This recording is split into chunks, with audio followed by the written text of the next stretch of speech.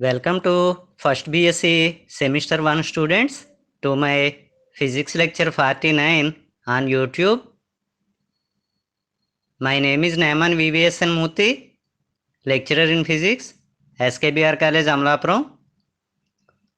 Last క్లాస్లో మనం impact parameter scattering cross section గురించి స్టడీ చేసాం.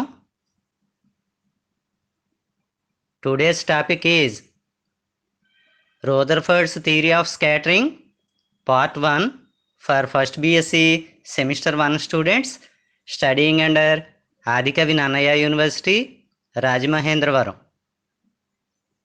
ఇది ఫస్ట్ BSc వాళ్ళకి class number 5.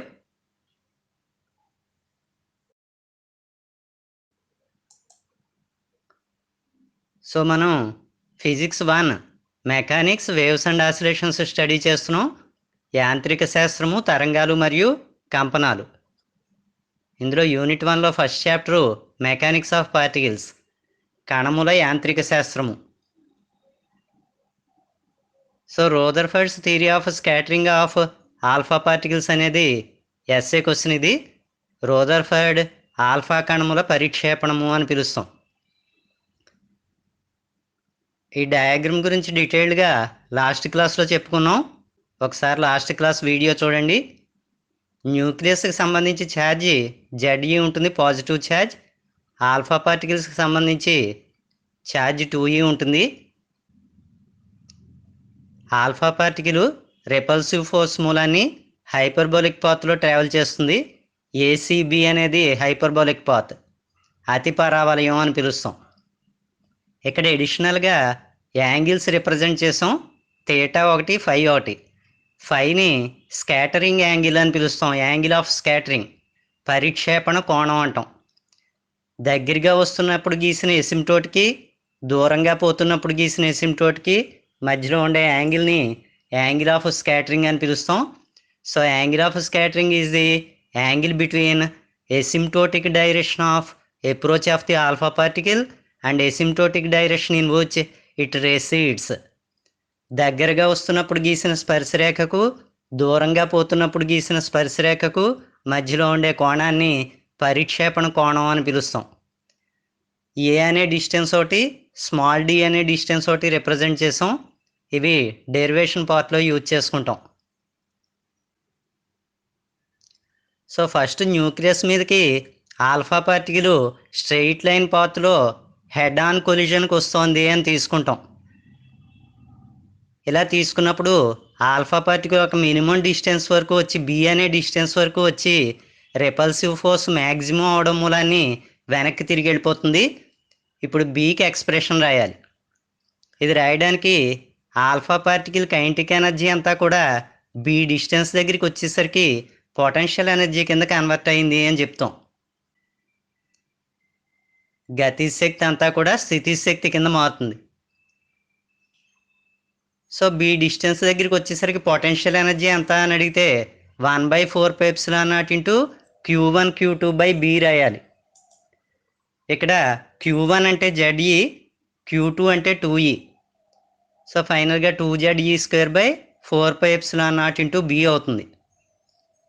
Kinetic energy of the alpha particle ఎంత అని అడిగితే 12mv02. V0 అనేది velocity of the alpha particle, initial velocity. అది దీన్ని గతిశక్తి అంటాం.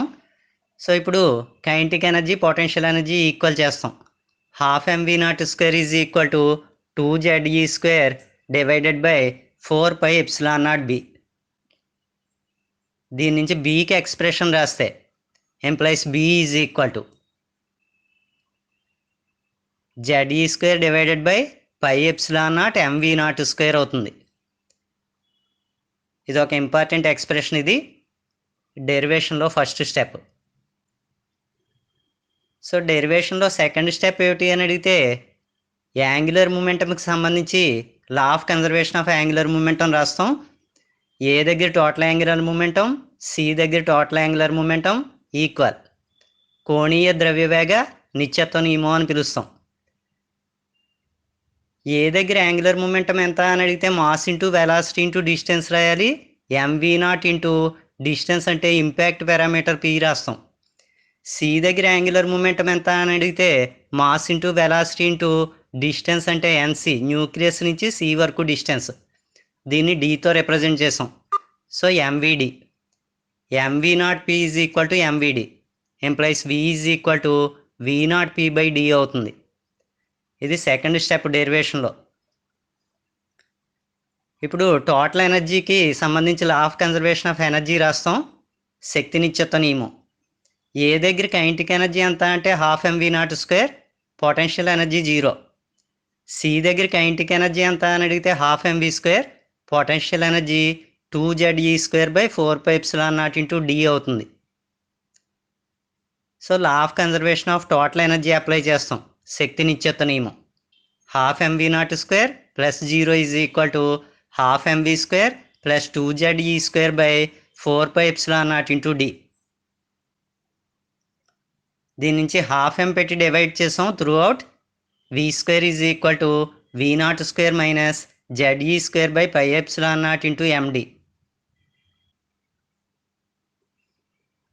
Employees v square is equal to v not square minus ఇందాక డిరైవ్ చేసిన బి వాల్యూ సబ్స్టిట్యూట్ చేసాం. ఇక్కడ b v not square by d అవుతుంది.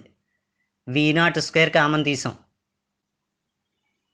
వి అంటే v not p by d అని వచ్చింది సెకండ్ స్టెప్లో, అది సబ్స్టిట్యూట్ చేసాం. So v not square p square by d square is equal to through out v not square cancel అవుతుంది. Implies p square is equal to D into D minus b. ఇది డెరివేషన్లో third step. Next eccentricity of hyperbola రాస్తాం. అతి పరావలయం యొక్క ఉత్కేంద్రత అని పిలుస్తాం. ఎసెంట్రిసిటీ డెఫినేషన్ ప్రకారం సీకెంట్ థీటాకి ఈక్వల్. అదే వాల్యూ ఓఎన్కి ఓసీకి రేషియో రాసిన ఎసెంట్రిసిటీ అని పిలుస్తాం. Implies ON is equal to OC into secant theta.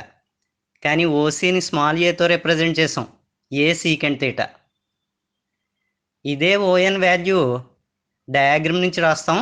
డయాగ్రమ్లో ఒక ట్రయాంగిల్ ఉంది, దాని నుంచి ఓఎన్ బై పి రాస్తే కోసీకెంట్ థీటా వస్తుంది. So ON is equal to p cosecant theta. Hypotenuse by opposite side ఇది.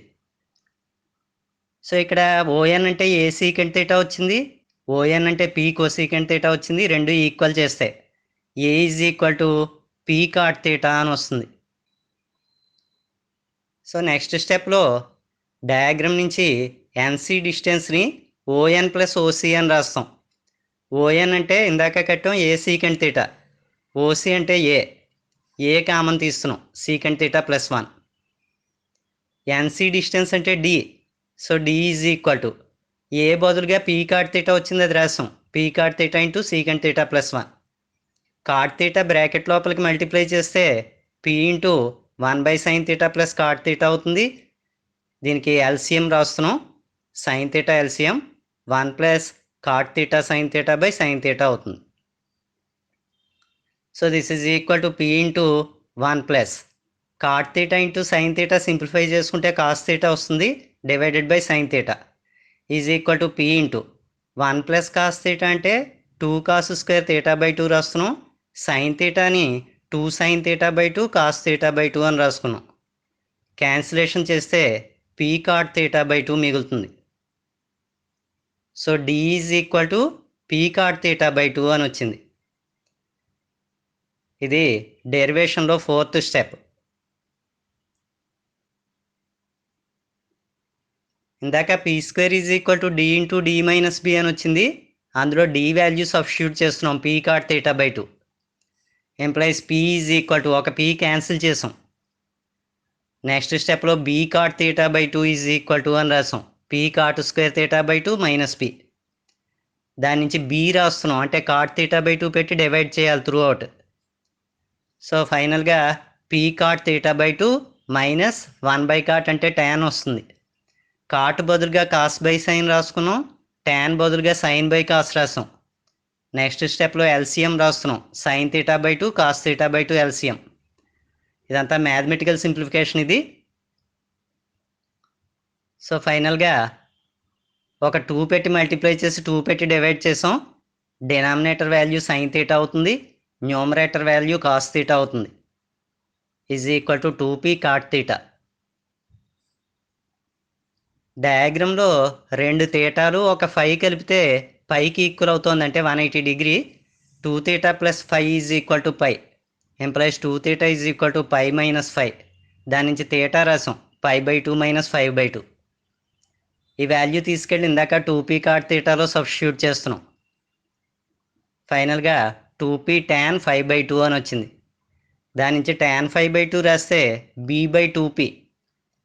ఈ b వాల్యూ ఫస్ట్లో కట్టాం, అది సబ్స్టిట్యూట్ చేస్తున్నాం.